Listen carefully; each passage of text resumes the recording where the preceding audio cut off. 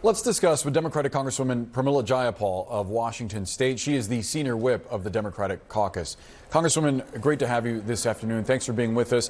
Given this report about Amazon Hall considering showing shoppers the cost of tariffs on its site, I wonder if you would support that kind of transparency, and also how you would respond to the White House suggesting that Amazon, if it's taking this step, which Amazon says it's not, should have listed the rate of inflation under President Biden.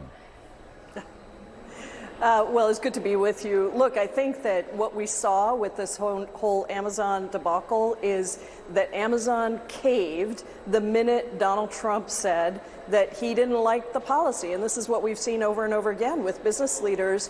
You know, I think publishing the amount that consumers are paying because of tariffs was actually a good thing, because it shows that the White House is putting a tax on consumers with these indiscriminate sweeping tariffs. Now, I will also say that if Amazon really wanted to cut prices for consumers, they should actually take away the tax that they impose on small businesses that are advertising on their platforms. That is something that we've taken on in the Antitrust Committee as well. So it's just a really unfortunate, once again, repetition of the biggest billionaires, industry leaders, corporate leaders being too willing to cave to a White House that is destroying consumer confidence. And as Jeff said earlier, 100 days of anxiety, 100 days of anxiety, confusion, chaos, and destruction. That's what Donald Trump has been presiding over. Amazon's statement sort of refutes the characterization that they caved in. This was supposedly just an exchange of ideas, an idea that was floated, something that they say they were never going to implement. I do want to get to the core of something that the press secretary was talking about, Caroline Leavitt. The White House is citing reports of Amazon allegedly censoring on behalf of China as a reason to buy American, to redomesticate supply chains, to bring them home. Do you disagree that the CCP's global influence and their aspirations are a good enough reason to rethink trade with China? Well, I have always believed that America should be investing in domestic manufacturing. That's why I was firmly against all of the free trade agreements, and I was pushing for fair trade. That's why I think NAFTA was a bad idea. And that's why when you think about tariff policy, it's not that all tariffs are bad. You actually can have very constructive, good, targeted tariffs. They have to be paired with domestic investments in manufacturing. And let's be clear that not only are the Trump tariffs terrible in the way that they've been implemented, how sweeping they are, how indiscriminate they are, but also he is stripping away the very funding that Congress put into enhancing domestic manufacturing. So think about, Boris, the CHIPS Act, the Inflation Reduction Act. These were all designed to help grow domestic manufacturing here in America. That's not something that happens overnight, and it's not something that happens without government actually putting our thumb on the scale. Instead, what Donald Trump is doing is stripping away all of the money that was in the Inflation Reduction Act, in the CHIPS and Science Act. He's destroying science, research, technology, all of the work that goes into having a strong industrial manufacturing base in the United States of America. So let's not be fooled into thinking that somehow he wants to bring manufacturing back. It couldn't be further from the truth. What he's trying to do is levy fees on consumers that bring in revenue so that he can pass a $5 trillion tax cut for people like Jeff Bezos and Elon Musk. That's what this is all about.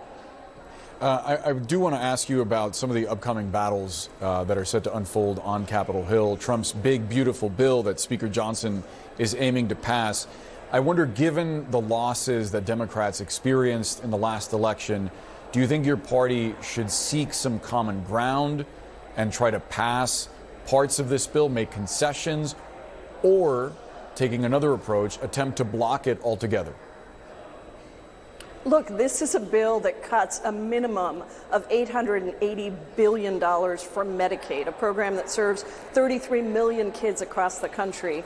This is a bill that is going to allow the Trump administration to continue to destroy all of the federal agencies, gets rid of the Department of Education. In the Judiciary Committee tomorrow, we're going to be debating the judiciary parts of this. This is, again, sort of green-lighting the mass deportations of U.S. citizens, legal permanent residents, others. So no, I don't think that you can start to try to have a compromise on a bill that destroys the economy for the American people, that cuts Social Security and Medicare, which Elon Musk called the great big ones that we have to eliminate.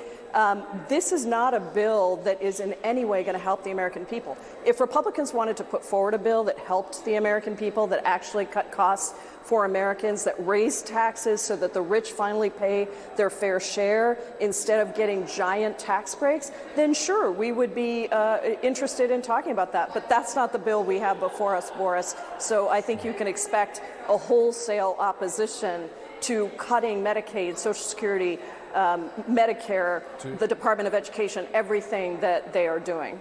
Just to be precise, Congresswoman, I believe that in that soundbite, Elon Musk was talking about fraud in those entitlement programs being the big ones that they have to tackle. No, that's not. That's what he said in that soundbite. We can go back and find it, and we'll exchange emails, and you'll see that what he was talking about specifically in that soundbite that I believe you're referring to is fraud. And President Trump has said that he will not sign anything that cuts Medicaid, though it is true that the committee that oversees Medicaid has outlined $880 billion in cuts. How they make that math work is a question for Republicans. Nevertheless, I do want to get your thoughts on Speaker Johnson arguing that your party doesn't have a leader or a vision or a platform. He argues that all you have is obstruction, and that's not what Americans voted for. You have to acknowledge the Democrats are in a tough spot. There's this new CNN poll that found that 57% disapprove of how party leaders have performed. Why do you think that is, Congresswoman?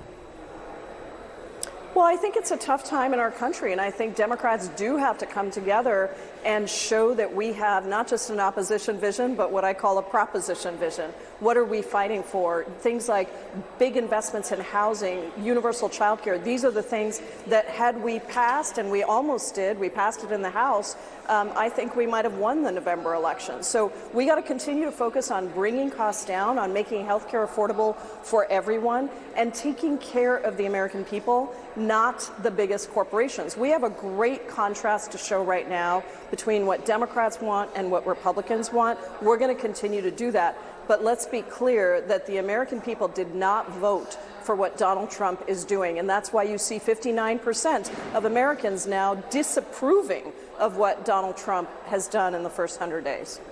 Congressman, one potential change that may be coming up for Democrats, Congressman Jerry Connley plans to step down as ranking member of the Oversight Committee, given his ongoing health issues. He's a frequent guest on the show, and we're certainly pulling for him through this ordeal. I do wonder who you would like to see pick up his work.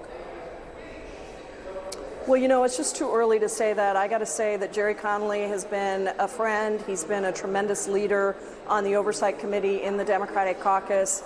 I've worked with him on a number of issues, and I'm just heartbroken that he's dealing with this right now, and I hope that his health is good, and we'll get to the point of figuring out what comes next.